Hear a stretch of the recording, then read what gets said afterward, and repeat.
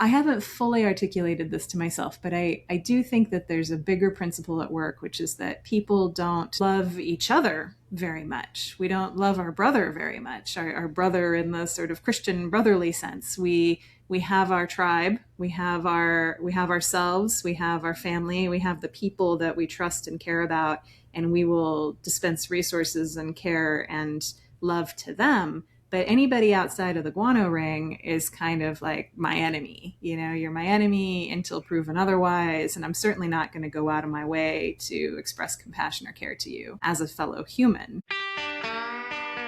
As a vegan, do you ever feel like you're living in a parallel universe, aware of things that many others don't even seem to notice, let alone acknowledge? I'm Chrissy Benson, host of the Vegan Posse Podcast. We talk with vegans from around the globe who, like you, are living lives of integrity and compassion with an eye toward justice. Through their personal stories, you'll come to see that you're not an outlier. In fact, you're part of an entire posse of individuals who aren't just keeping the peace, they're creating it through their food choices and beyond. You won't be saddling up, but you're in for the ride of your life. Welcome to the Vegan Posse.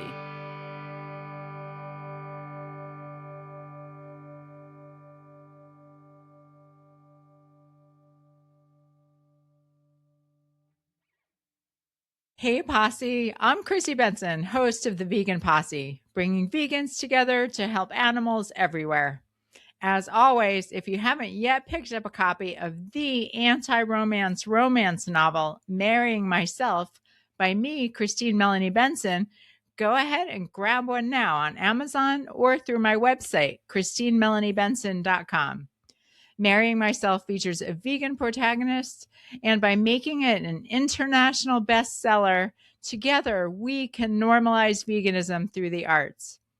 I do offer personal coaching. If you're interested, please email me directly at christinembenson@gmail.com and mention that you're part of the posse. And on that note, I'm delighted to announce that starting in April, the Vegan Posse will be offering a free monthly Zoom call for anyone looking for vegan education, camaraderie, fellowship, or support.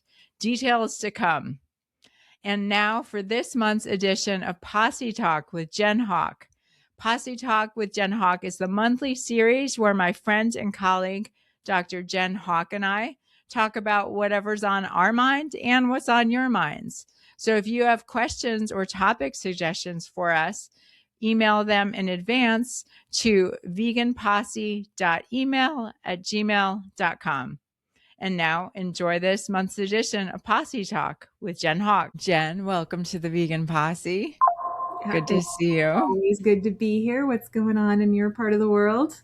Oh, just rolling along, staying warm. It's sunny here. So as our viewers and listeners know, this is Posse Talk, the monthly series where my friend and colleague, Dr. Jen Howk, and I just shoot the breeze about veganism, life, love, relationships, world events, anything else on your mind. And we do take questions and comments as well. So feel free to email those to possetalk.email@gmail.com. And so some of the inquiries that I've gotten and just general conversation with our audience members have been about this intersection of mental health and veganism. It's such a cluster because our world is so mentally unhealthy. Mm-hmm. And veganism is, I think, I would propose, I have a feeling you'll agree, a mentally healthier state because we're avoiding that cognitive dissonance. We're not jumping through hoops trying to rationalize our behavior. And at the same time, we have to find a way to get along with people in the world who are doing horrible things. Mm-hmm. And obviously, this isn't the first time this subject has come up. It comes up all the time for vegans. But what are you seeing these days among the vegans that you work with and or the non-vegans in terms of mental health issues? Like what are the big issues that you're seeing these days in that realm? I don't know that they're any different. I mean, I do work with a lot of vegans in my coaching practice, but it doesn't, I don't know that they're any more or less bothered by everything that's going on in the world than everybody else. It seems to be that people are just really kind of stretched to the limits in general because we have put such demands on our attention and on our this kind of idea that all of us have, that we need to keep up with everything that's happening all the time, and people are so incredibly stressed out about that. So that's the main thing that I notice with people. I mean, there's consistent trends always with particular groups of people and what they're dealing with, but yeah, the vegans, in terms of their general mental health stuff, seems to just be a lot of anxiety about the state of the world, and so I don't see a lot of that filtered through the veganism. People who come to me who are, looking to make a change in their diet or lifestyle, or something like that, it's always the issues are always social. They're always, I can't do this without being rejected by my family members, or my friends don't understand what I'm doing, or that is really kind of the core theme for people who are coming to me with specifically dietary related stuff. But it's almost always in the context of, I'm trying to make these health changes and I don't have the support that I need. Yeah. Yeah.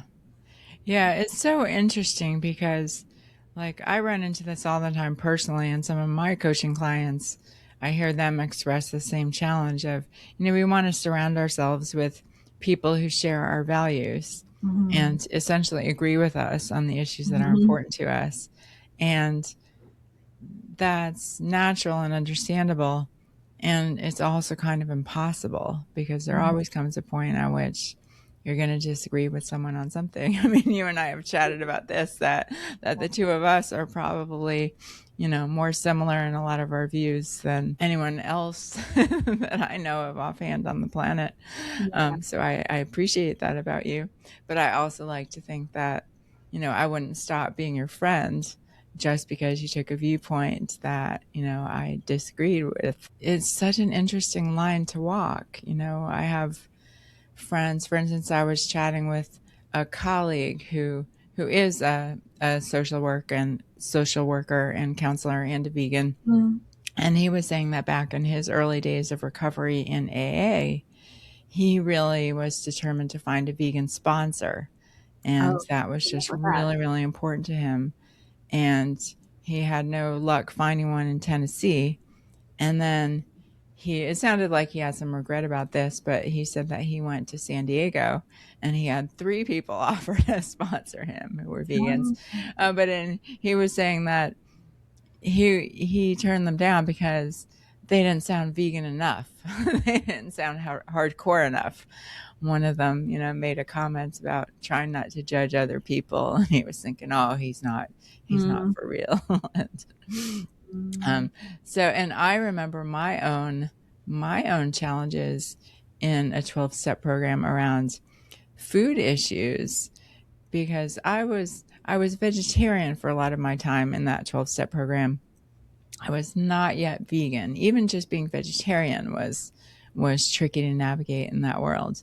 But by the time I was, a full-on radicalized vegan, I just remember feeling immense frustration in that world because to me it was like, okay, how do you combine food and spirituality and not end up with vegan? It just made absolutely zero sense to me. And the 12-step programs are, of course, a spiritually based program with people talking about all mm, these principles that they seek to uphold and apply to their lives, including in the ways that they eat. And so that just drove me bonkers. Fortunately, by then, I was kind of out of the thick of my, hardcore compulsive overeating. And so it was no longer that much of an issue because I'd moved on from the 12 step world.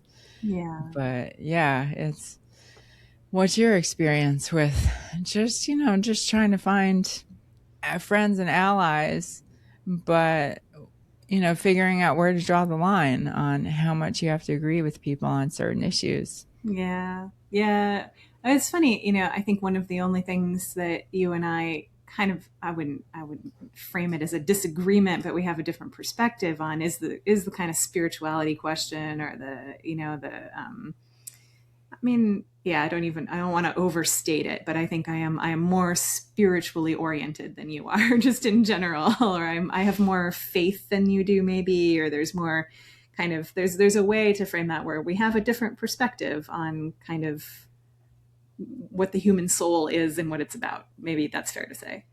Yeah, and I don't even know. It's interesting because I used to describe myself as kind of the most unwilling atheist slash agnostic that there was, because I'm definitely spiritually oriented by nature. Yeah. But yeah, I don't know exactly where you fall on that spectrum. But yeah, I can see why you would say that. I mean, I'm still ambiguous on Yeah. those fronts, Yeah, but I'm less. I used to be more ambiguous. I'm less ambiguous now. So I guess I've probably been the one who's moved on that. But it's just interesting that you bring that up, because it's the kind of question of 12 steps specifically, and mixing food and spirituality, and how do you not get to veganism. Such an interest. I'm so interested in that question. It's, I'm so interested in people who identify as being a person of faith, or being a person who is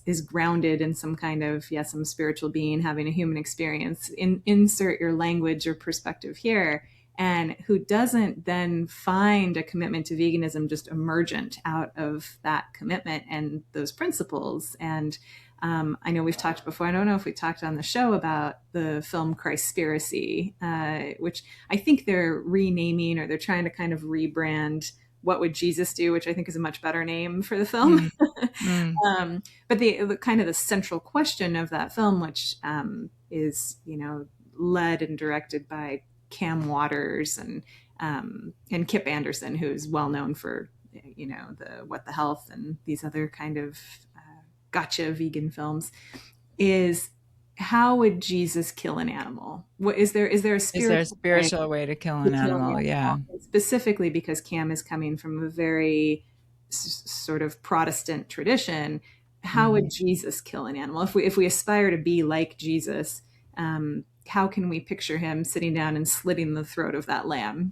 Does that really make sense? And he, in the course of the film, if people haven't seen it, it's very interesting. He puts a lot of religious leaders and spiritual thinkers into the kind of crosshairs of that question. Like, tell me how you would do this. And he's done some follow-up interviews on podcasts and elsewhere, where he gets into debates with people who identify as very spiritual. And it's usually they're hunters, and they have this kind of idea that they are taking the life of this animal in some way that aligns with their spirituality, because they're honoring the life of the animal and taking it. And so that's usually where he lands. But certainly there's, even if you're going to say, okay, maybe someone can have some sort of belief about their place in the ecosystem and the web of life, and that their hunting and fishing experience is part of that. I'm very sort of allergic to that kind of thing, but I can understand how people get there.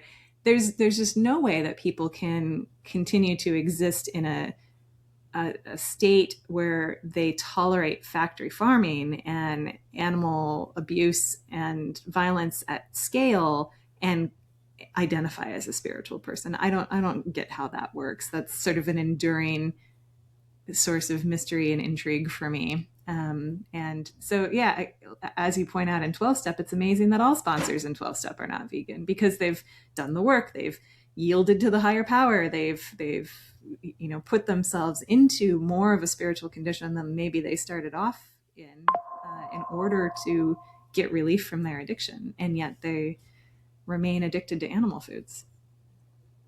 Yeah. Yeah. And I loved Christspiracy. I saw Yeah. the screening here in Nashville, and yeah, and found it so interesting. I mean, some of that I had delved into a little bit before, because when I was in New York City, I learned about the work of a historian named Rin Berry. Are you familiar with him? I don't think so. Um, yeah, he was a longtime New Yorker. He died a few years ago of an asthma attack while running in, I think it was in Prospect Park. But interesting guy. I didn't know him. I didn't know him well. I heard him speak a few times, but he wrote a book called Famous Vegetarians and Vegans. Mm. That was about all these historical figures who a lot of research indicates were vegetarian and or vegan. Vegetarian, as you know, essentially meant vegan Right. in a lot of cultures and times. And so one of the people he includes in there is Jesus. Mm-hmm. And he talks about how Jesus was an Essene Jew, which Mm-hmm. was a vegetarian sector of Judaism. So it would be highly unusual if, Mm-hmm. an Essene Jew ate any animals. And so I had learned from his work some of the translation anomalies, how the word that's now translated as fishes, that's actually the, fourth or fifth definition of that word. The Right. more commonly used definition is something that's more like a relish or like a hummus, that's plant based. But someone along the line thought that, or might have thought that it was more impressive for Jesus to multiply fishes, and that would serve some sort of agenda. And I dug really deep into some of the Bible stuff at one point. I know that Paul had a big animal use agenda and Mm-hmm. just really was determined, based on my research. It was a while ago at this point, so it's not fresh in my brain, but how there were certain theologians who just were very attached to this idea of human superiority and Mm-hmm. human domination. And so really wanted to shift it away from like, oh, we're all creatures on the planet and God gave us the plants, to eat, Mm-hmm. to humans have the right to do everything that we can to animals. There's a book, I don't know if you read this book, called Dominion. Yes. Yeah. I was going Yeah. to bring up the Dominion translation issue because that's so at the core of the Yeah.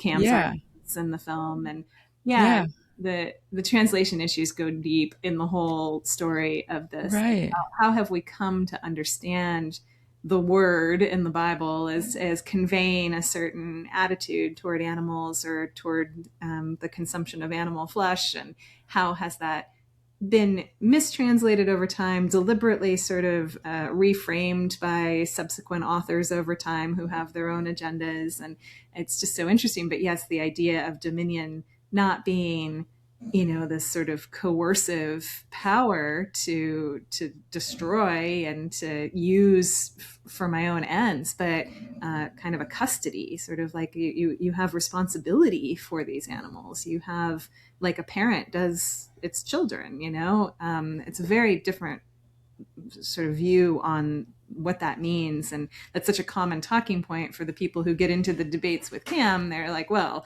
the Bible says that God gave us dominion over the animals. It's like, yes, he gave us the charge to care for them, to be responsible for them. So Yeah, which I mean, I even take issue with, the most compassionate version of the Dominion concept. But yeah, in that book, Dominion, the author Matthew Scully, who it's so interesting to me. My understanding is he was actually a speechwriter for George W. Bush, so he was from the right, yeah, conservative yeah, sector. very, Um, very total black sheep in that world. To yeah, yeah, That's a and very interesting book. very interesting book. And he talks about how, if parents were going to be going out for the evening and they said to the older brother, okay, while we're gone, you're going to have dominion over your younger brother while we're out. When they came back, they wouldn't expect to see that younger brother, chopped up and grilled and eaten. Right, right. Um, Yeah. Used so, his skin used for clothing, and his mom yeah. honored him by using every part of him. Right, right, right. We thanked him for his sacrifice. Yeah. Right. Yeah. No, I Yeah. honored his spirit before I killed him. Yeah. It just Yeah. doesn't. And for me, it's just always been just a very basic intuitive thing. We can go to the texts and we can say, well, this was translated this way, but in the ancient Greek it would have meant this, and blah blah blah. But it just, I love the film, and I love the central idea of the film, because it does put you back into that just quiet intuitive position of, does it really make sense to you to imagine Jesus specifically slaughtering animals? And, certainly at the level that we see it happening today. And I don't know how people can come away from that with a authentic, yes, of course that makes sense. I totally, when I picture Jesus, I just, I got him with his shotgun and he's, tracking a deer in the woods. Like, it just doesn't make sense, at a very quiet, intuitive level. And then there's all this kind of supporting documentation that they bring to bear in the film, which is fascinating. So, Yeah. if people haven't seen it, it's my favorite of that line of films that Kip has done.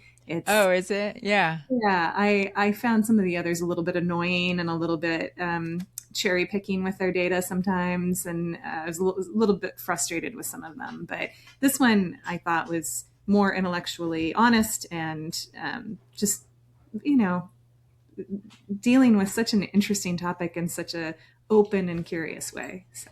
Yeah, I agree. I found it fascinating and really appreciated it, especially living here in Nashville in the heart of the Bible Belt. Right, sure. So it was, definitely something that needed to be seen here. Although, unfortunately, I don't know how many people saw it, but I always bring it up to all my Jesus loving acquaintances. It's having a second life on social media right now. They seem to be doing very well with promoting it, kind of rebranding it, getting it back out there. It did fall a little bit flat when they first released it, but part of that may have been the title. And so I think they've gotten a second wind, and it's getting to more people now. That's awesome. Yeah. Yeah. And another movie that I hosted a screening of, or, planned the event for the screening, was Victoria Moran's film A Prayer for Compassion, which is kind of similar. It wasn't focused as explicitly on Jesus himself, but it was, just an inquiry to all kinds of spiritual practitioners and leaders about, okay, you say you believe in compassion and the golden rule, and, how does that factor into what you're eating? Yeah. So I loved that film, and that was really cool to be able to host a screening of that here in Nashville, because when I first heard about that film, I was like, that needs to be seen here. So cool. Yeah. Have you seen that one? I haven't, no. Yeah, it's good. One of the areas it really delves into is the concept of the sacred cow in in India and in some of the Hindu cultures, and just like how that's just been completely just used, how it's just gone so far afoul of the original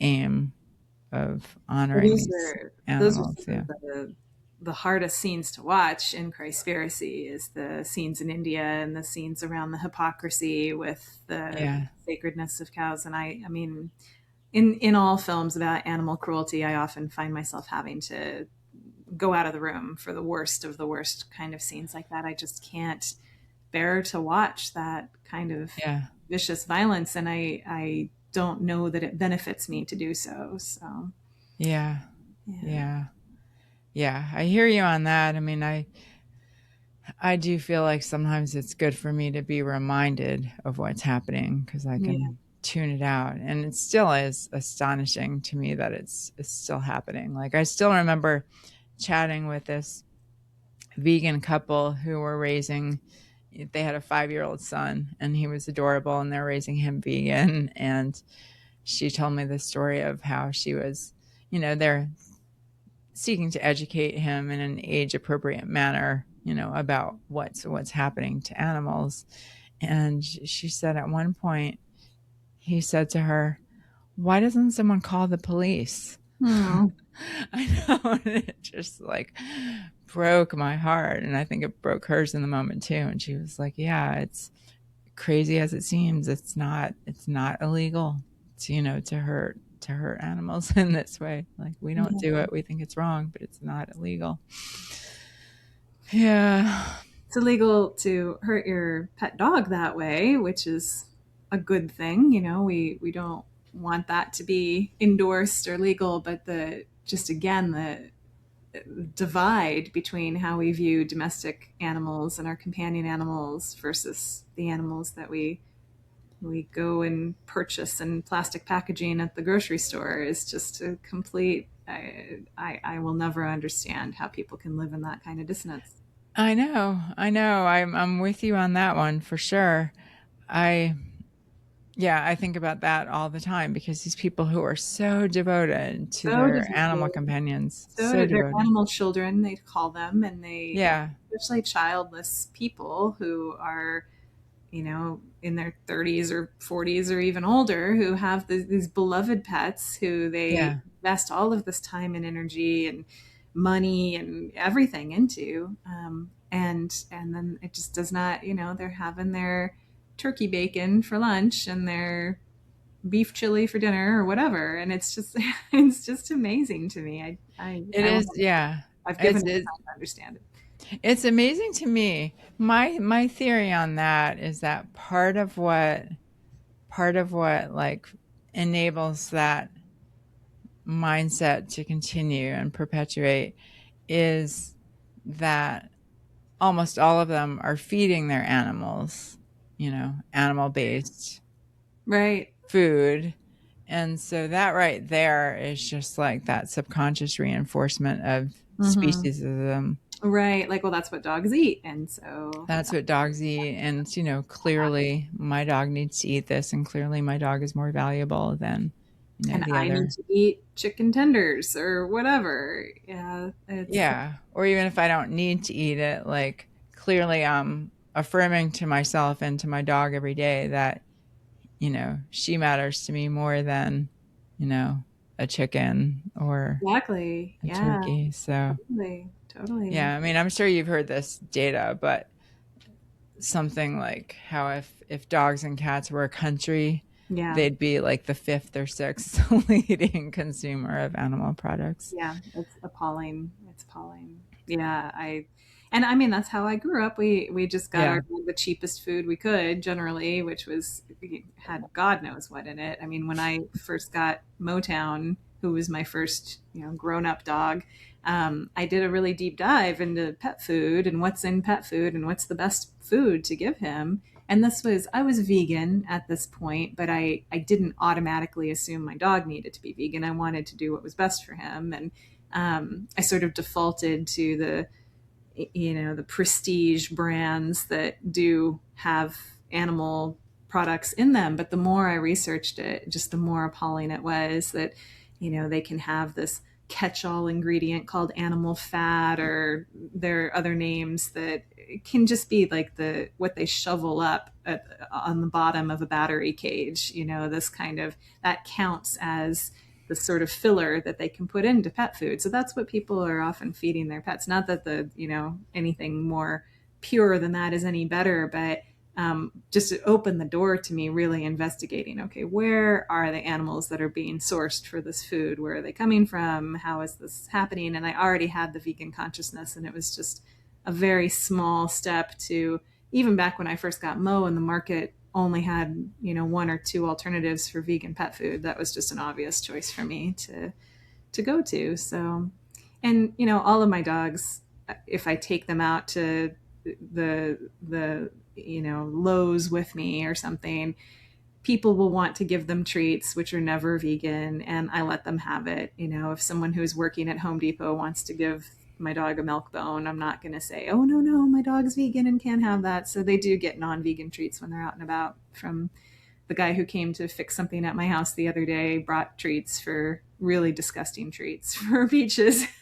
So this is how people express their care. But I don't know. I think there's a deeper principle I say I've given up trying to figure out why people do this, but I really do spend a lot of time trying to understand it, and it bothers me a lot, like how people can live with this dissonance of the companion animal compared to what's on their plate. And I haven't fully articulated this to myself, but I do think that there's a bigger principle at work, which is that people don't love each other very much. We don't love our brother very much. Our brother in the sort of Christian brotherly sense. We have our tribe, we have ourselves, we have our family, we have the people that we trust and care about, and we will dispense resources and care and love to them. But anybody outside of the guano ring is kind of like my enemy. You know, you're my enemy until proven otherwise. And I'm certainly not going to go out of my way to express compassion or care to you as a fellow human.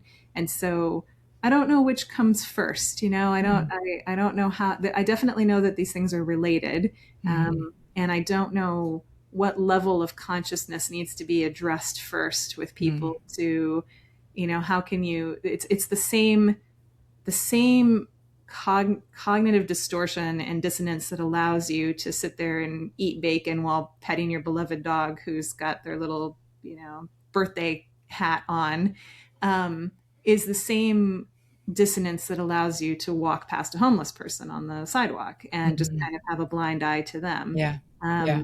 And it's not even about the starving children in Africa. It's about the people you see every single day on your daily commute that you perceive are in distress and in trouble, and you feel like there's nothing you can do, and you don't do anything. I think it's very analogous to the kind of feeling and the sort of attitude and the necessary compartmentalization that people do around their animals.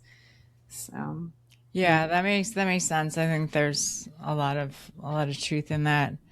And I think part of it too, because I, like you, have spent a lot of time just trying to break that one down, because it seems so obvious. You know, it seems like such an obvious hypocrisy and discrepancy. And I think one sort of conclusion that I had landed on at one point, pondering all of this, is that the general baseline is that people don't care about other animals at all. yeah. So the baseline assumption is they don't matter whatsoever. And so therefore they get extra special compassion credit for caring about this one particular animal. But they wouldn't be able to get extra special credit if animals mattered whatsoever.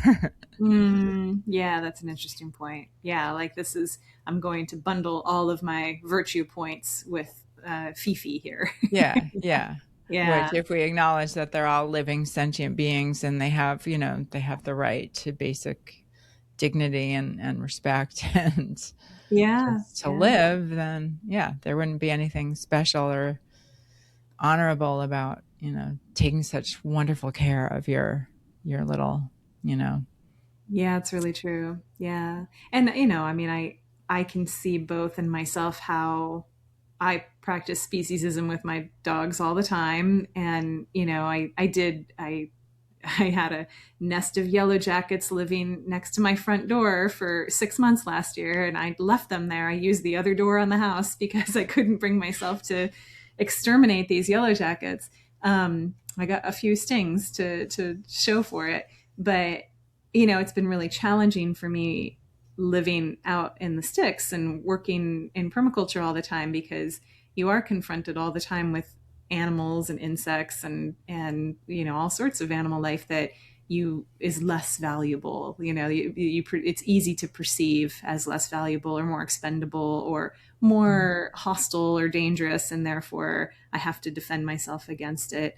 And so that's always an ongoing challenge too. It's easy to have all kinds of love and care for the adorable little baby fawn, Sure. and maybe the groundhog who lives under the shed, less so for the mice who get into my kitchen when I'm or not. the full-grown deer who's eating, all the Right. stuff in your garden. Right. Yeah. The full-grown deer who prevents me from being able to grow any plants to maturity in my garden. So so that's always coming up for me. And then also I know in my own spiritual work, it's easier for me to extend love and compassion to those yellow jackets than it is to a lot of humans. You know, Mm-hmm. I, as I broaden my circle of compassion in the animal realm, I still struggle to find that with humans that I perceive as, again, kind of in conflict or hostile to my interests, or um,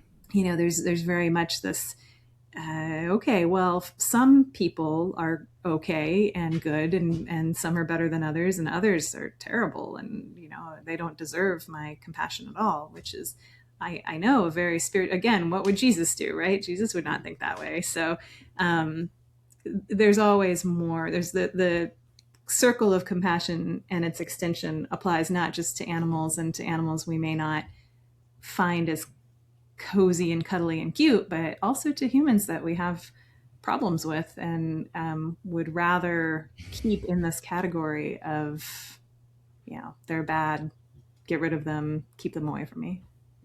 Yeah, yeah, I'm definitely with you on the challenge regarding compassion and love and good karma with other humans. It's and Will Tuttle's book, The World's Peace Diet, really helped me tremendously Mm-hmm. with that whole conundrum, because it really helps me see, like, okay, these people still consuming these foods, like, they're the products of conditioning and Mm-hmm. indoctrination, and they're victims themselves, just like very few of us would blame the worker in the slaughterhouse who's slitting the necks of however many birds per day. We wouldn't claim that it's his fault. So by the same token, our friends and family members who are eating these things, they're victims on a more extenuated level, but they're victims nonetheless.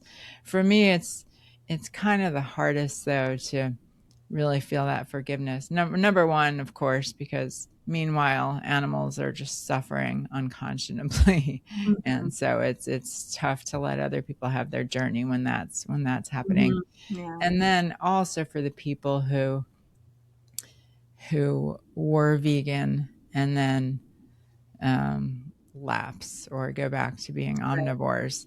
Yeah. That's the one that I have a tough time with, because it's like, oh, you were willing to look at this, you were willing to see, you were willing to acknowledge all of these truths and realities, and And now often suddenly you're not. Yeah. often really communicated those things with a lot of force and conviction and Yeah. power, Yeah. particularly when it's a public figure who reverses course. It's always like, Right.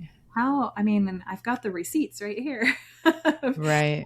course, people change their minds, and I have, I never want to go after somebody for being in a growth process and changing their mind. But on this particular issue, and you and I've talked about this before, this is kind of the one place where I don't extend that courtesy as much, because it's like you've reached the truth, you've really encountered the truth, and now you're turning your back on it. Even though I can hold every other truth as a little like, well, I used to think that that was really true, and now I don't anymore.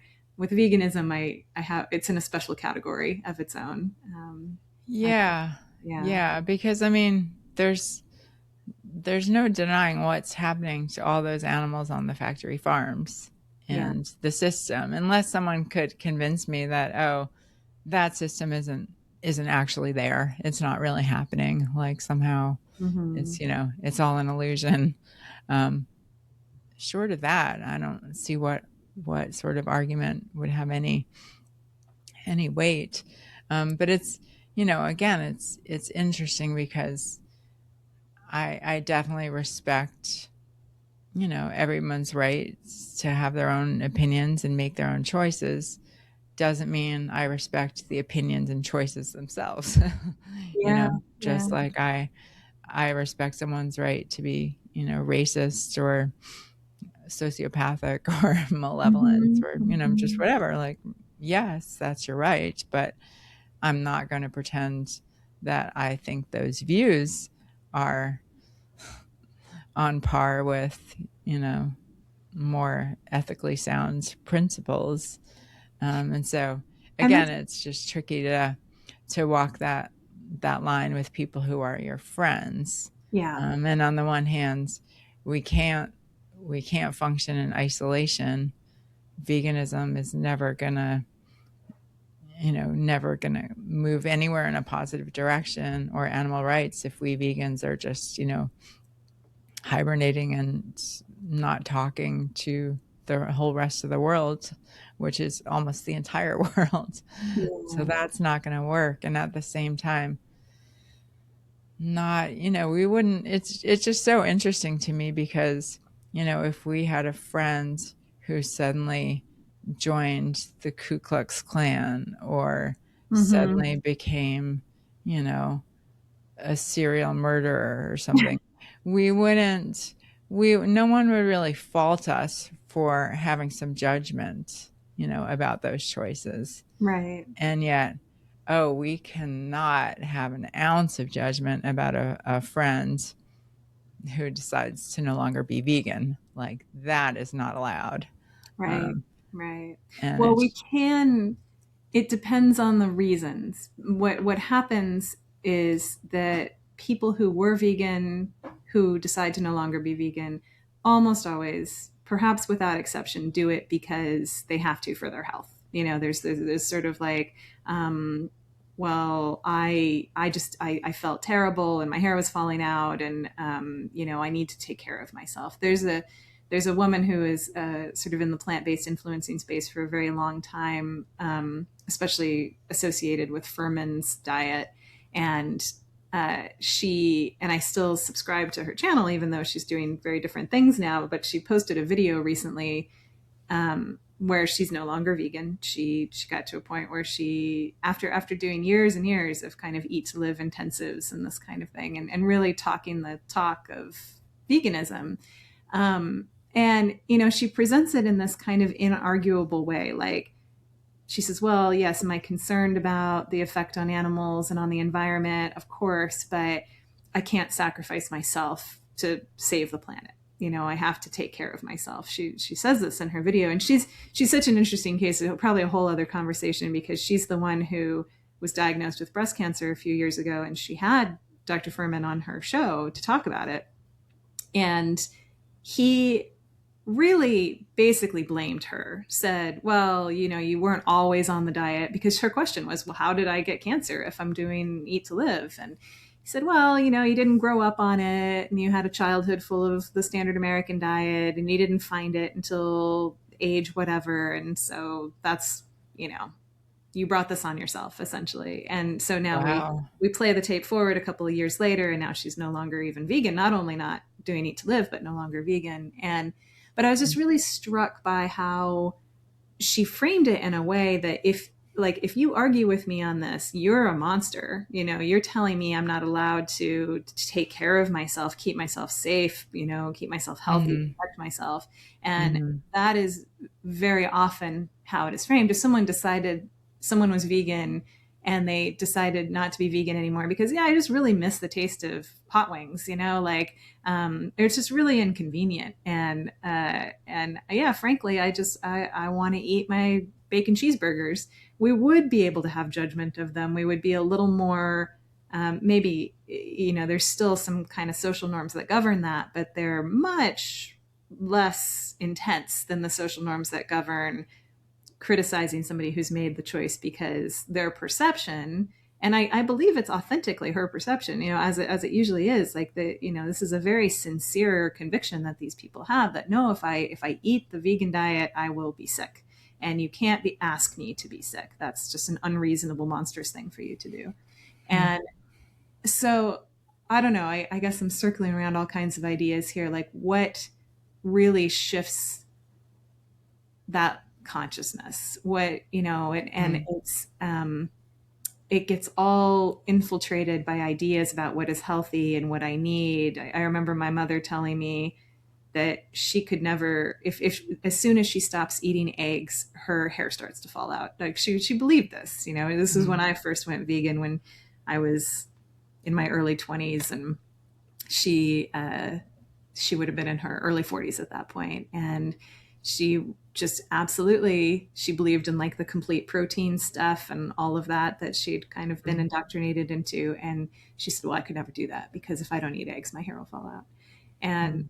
so people really believe these things, and they Mm. perceive the evidence in themselves, and they get it confirmed by their medical teams. And I don't know, it puts us in a very difficult place because you can't ask someone to sacrifice themselves for an abstract ideal. That is not a reasonable thing to do, even though it's all based on this kind of illusion and this misunderstanding of what's actually going on that I think is rooted in just a lack of love, just a lack of there's a spiritual disconnect that has not managed to complete its little circuit. And I don't know how people get there. Yeah. I don't know. I don't know what moves that. Yeah, it is very interesting because, yeah, when people reach that point, it's almost like a self-defense argument. Like, it's Yeah, them or me. And, exactly. like, I Yeah, can't be faulted because, exactly. Yeah, exactly. Like, am I supposed to not, um, in my speciesist battles out in the woods at my house, I'm not going to try to go cozy up to some bobcat. yeah, I'm going to keep my distance to keep myself safe. And if yeah, something does attack me, do I not have a right to defend myself against it? yeah, yeah, Um, and I think most of us, even those of us who are very convicted vegans, would say, well, of course, if a bear is trying to eat you and you have lethal force and the ability to use it against that bear, I would not judge you for using it against the bear. So if that's how it's framed, then there's really no way out of that discourse. But I think it's founded on a faulty premise. Oh, 100%. Mm-hmm. Excuse me. Yeah, 100% faulty premise. I mean, I think that's where I struggle a little bit. Is just, to me it seems so obvious that of course people can do fine on a vegan diet. Like, Mm-hmm. there are enough of us out there that it's pretty clear. Mm-hmm. It's fine. Like, it's fine, whether it's optimal. I do think that yes, it's better than an omnivore diet, but even if you don't go that far with it, it's clearly doable. And so to me, it's hard to understand how once people see the world outside that speciesist lens and just recognize, okay, well, why hurt animals if you don't have to? And Right. who are we to decide that, like, oh, we're the ones who get to decide? we humans are the ones who get to decide who lives, who dies, who suffers, that's preposterous. And so to see that and then go back, I don't know that it's really possible. In fact, my vegan friend was kind of saying the same thing, how he went vegan, I think in college at a pretty young age, and then going through a really dark period of addiction and just self-hate, he started eating meat again. And it was kind of with a very conscious, like, well, F them all, like, yeah, we, like, let's murder those, and then it wasn't long before he had just kind of a reawakening of just like, who are you kidding? Like, Mm-hmm. what are you doing here? This is ridiculous. Like, this is not who you are. So he was even saying how, I know there's no going back for him because it's just, vegan is who he is. And that's how I feel. That's how a lot of the guests on the podcast have kind of expressed their path with veganism. Is it's not like they became vegan, but they discovered that, oh, veganism is, that actually aligns with who I am. That's Mm-hmm. that's me. I didn't know it was me because I didn't know all the details, but it's clearly me. And so that's certainly how I feel about it. But the people who can shift on that, clearly haven't arrived at that point. And then to me, it's just, it's disheartening, but also just like a constant reminder of just, don't dismiss that the power of convention. As Totally. long as the general population is going to be doing something, there are certain people, the large, large, large majority of people who are just not going to be bucking that system. no Yeah. matter how they may intellectually agree with a different viewpoint. So yeah, yeah. Well, we're on Um, the cusp. Yeah, all we can do is what we can do. Yeah, my stepdog Daisy, I would say I probably would kind of try to deprive her of non-vegan treats if she were out. yeah. Well, Um, it depends on the it situation. depends on the I situation. deprive Yeah, I yeah, deprive mine of some, but not all. If somebody, has gone out of their way to bring them to the house for them, then yeah. yeah, Um, yeah. And it was trickier for me when my cat Sammy was alive that's because here. I did wrestle with that. I mean, Sammy was a vegan for most of the time that he was with me, and I delved deep into that as to whether that was a sound way for him to live because I did feel a responsibility toward him, and he thrived on his vegan diet. So Mm-hmm. it was fortified with taurine, which is kind of the component that cats really need that they get from meat, whereas Right, dogs and humans can produce it. We don't have to ingest it directly. So, right. yeah. So it But gets tricky. as we talked about before, the whole cats even more than dogs, but dogs as well. Like just by kind of keeping them in the prison of your home, you're really depriving them of what they want to be doing. And cats want to be out there killing a lot of animals. They want to be Yeah. killing a lot of birds and a lot of Yeah. mice, a lot of Yeah. whatever.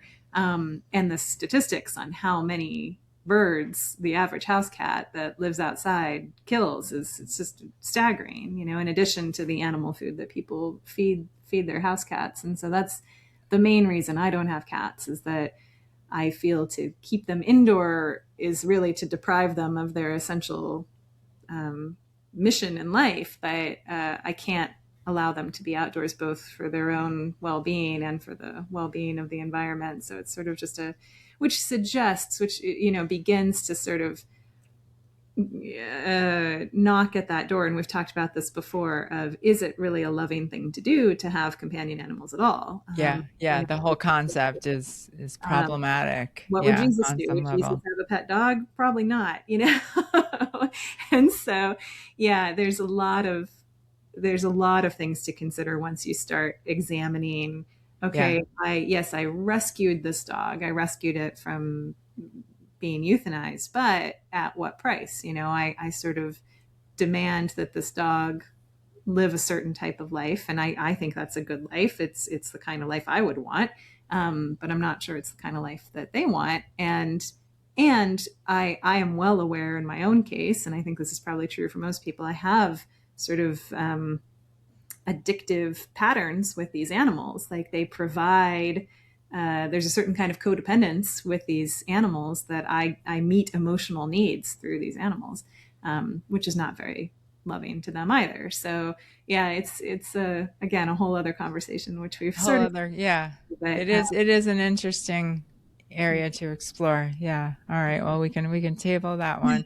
I mean, on the other end of things, I mean, how many beings in general get to live their optimal best life? I mean, how many exactly, humans get that? How many, so I mean, the yeah, fact that your yeah, dogs aren't getting, right. I mean, what parent really is able to give even their human child? Like, Well, human children are definitely in a prison camp.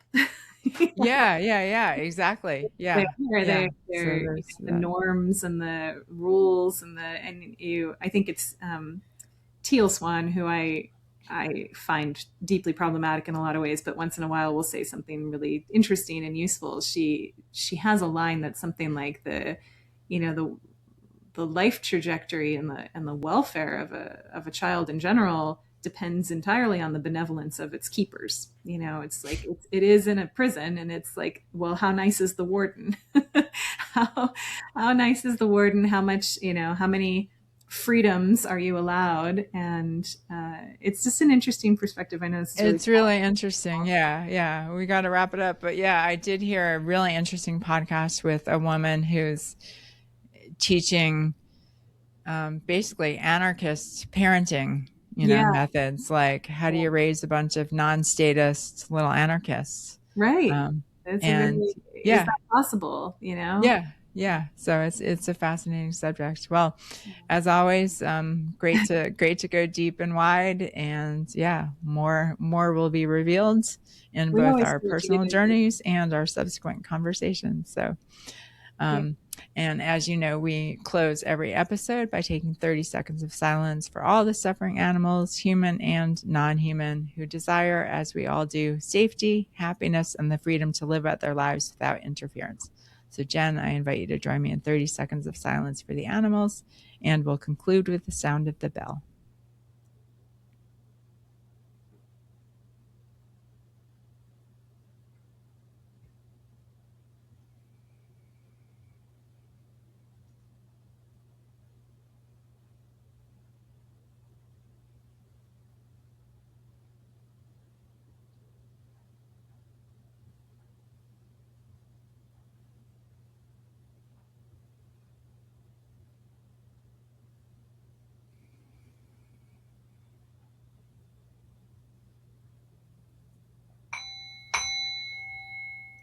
Thank you, Jen, and thank you, Posse. See you next time. Until then, stay strong and stay true.